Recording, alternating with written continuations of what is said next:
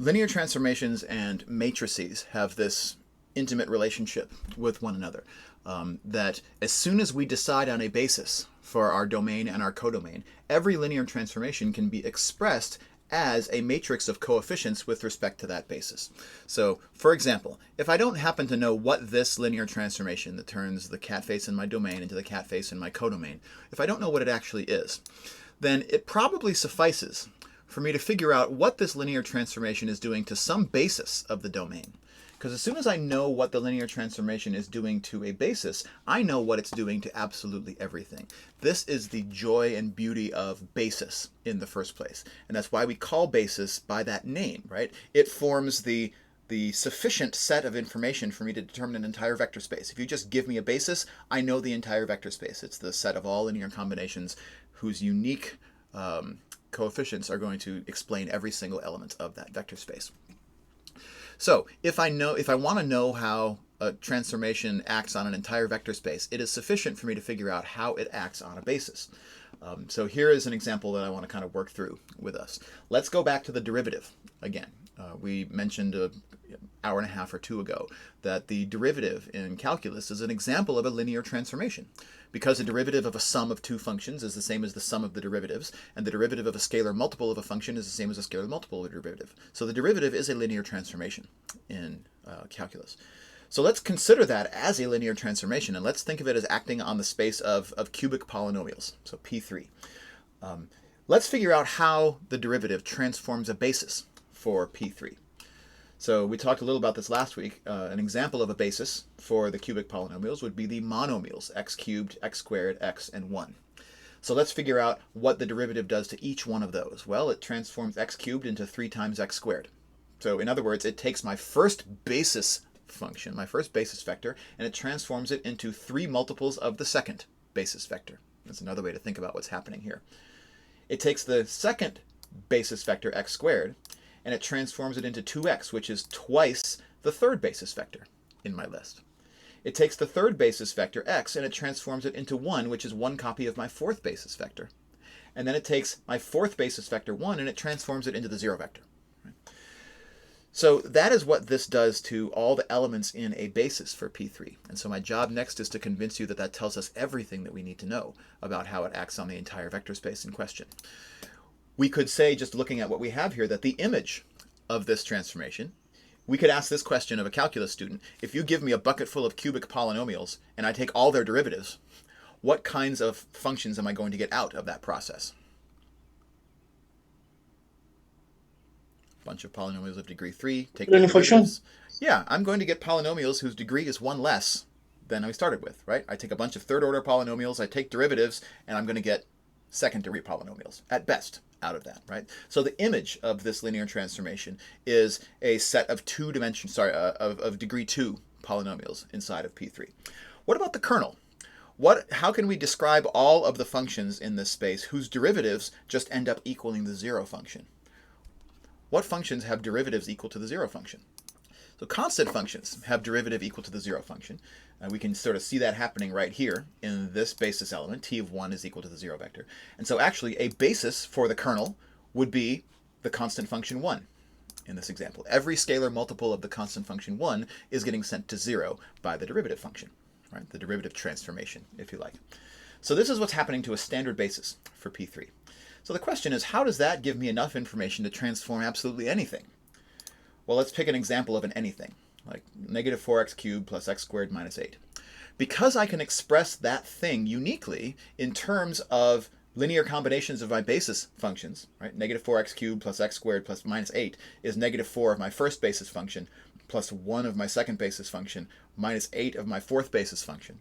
And because t is a linear transformation, t applied to that linear combination is the same as that linear combination applied to the t's. So that's this second step that's kind of the most important step of all here. I'm going to label it because, if I can spell because correctly, because t is a linear transformation. Right, so because t is a linear transformation, we know that t applied to a linear combination is the same as the linear combination of t applied to the x cubed, the x squared, and the 1. right? And so we can get that linear transformation all the way in to being applied only to the basis functions, right? It passes right through the linear combination of those basis functions and applies only to the basis functions themselves. And this is secretly how you learn to take derivatives in single variable calculus, right? You learn the power rule. X to the power n, its derivative is nx to the n minus 1. And then you say, because we know the power rule for one monomial, we now know how to take derivatives of any polynomial. And polynomials are just linear combinations of those monomials. So how does this then help us? What it tells us is that it is enough for us to say how t takes the basis vectors in its domain and transforms them into combinations of the basis vectors of the codomain. So in this example, it takes the first basis vector in the domain, P3, and it transforms it into 3 copies of the second basis vector in the codomain, which is also P3. So if I use the same basis for both of these copies of P3, the first basis vector goes to 3 times the second. The second basis vector goes to 2 times the third. The third basis vector goes to 1 times the fourth, and then the fourth basis vector goes to 0. So we can take that information and use only the coefficients, right? Because the third basis vector goes to 3 times the second, its image doesn't have any copies of the third basis vector or the first, the third, or the fourth in it. So its coefficients are 0, and so on and so forth.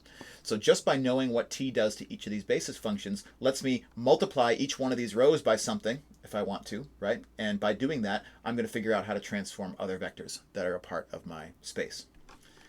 And so we can do all the work just knowing the coefficients, just knowing this little grid right here, basically, just knowing what t does to my basis functions. And so how we do that is we set up a matrix, which we call the standard matrix for our linear transformation.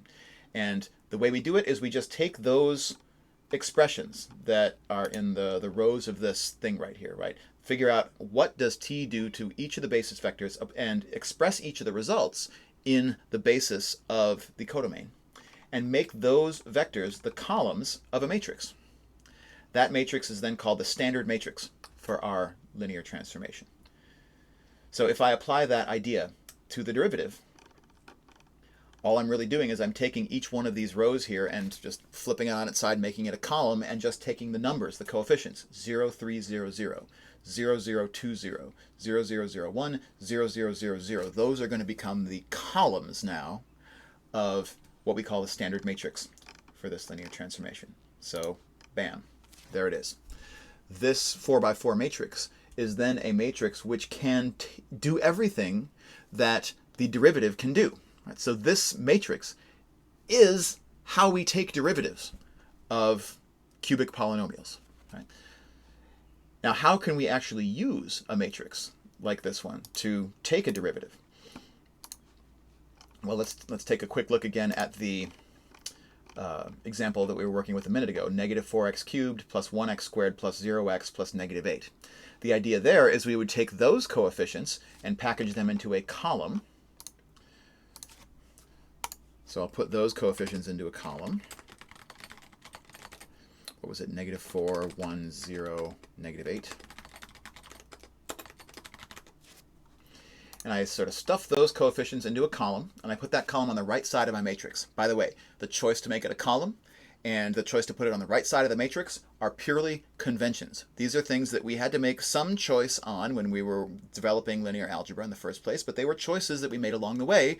This is like, should we make a hot dog a sandwich or not? Same kind of idea. And so this is the convention that we tend to use in most introductory linear algebra classrooms. But we could have just as well made the vector of coefficients a row vector and put it on the left side of the matrix, and chose to make the standard matrix have its rows be the images of the basis instead of the columns. So all the choices of row versus column, left versus right, those are all things that as long as they're self-coherent with one another, we could have made all the opposite choices, and we get a completely parallel theory of linear algebra from that. That's not usually the one that we study, but it has all the same properties. And so what should this product accomplish? This should accomplish taking negative 4 of that first column, right? These coefficients ended up as the first column of my standard matrix, and 1 copy of the second column, and 0 copies of the third, and negative 8 copies of the fourth, and then adding all of those results together. So that's what we would like to mean by multiplication of a matrix by a vector. So when I multiply a matrix by a vector, what I'm doing is I'm taking a linear combination of the columns of my matrix. And the coefficients of that linear combination are exactly the entries in my column vector. So this product, if we sort of fill out the rest of the story here, it should be 4 times the first column of my matrix. Sorry, negative 4 times the first column of my matrix. And the first column of my matrix was 0, 3, 0, 0. So negative 4 times that first column, added to 1 times my second column. My second column was 0, 0, 2, 0. And then 0 times my third column, which was 0, 0, 0, 1.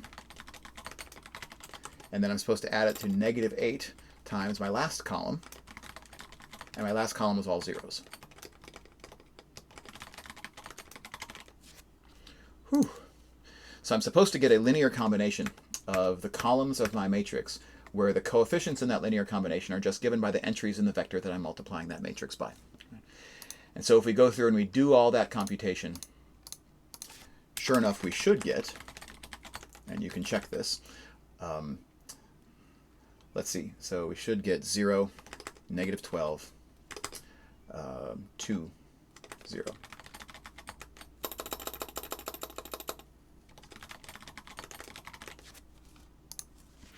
And what does 0, negative 12, 2, 0 mean? It should mean exactly the derivative of my function, which was negative 12x squared plus 2x. And when you look at this column vector, it's got a 0 in the x cubed's place, it has a negative 12 in the x squared's place, it has a 2 in the x place, and it has a 0 in the constant place. So that is exactly the thing that we were supposed to get. And this output vector means, in our basis, negative 12x squared plus 2x, which is the derivative.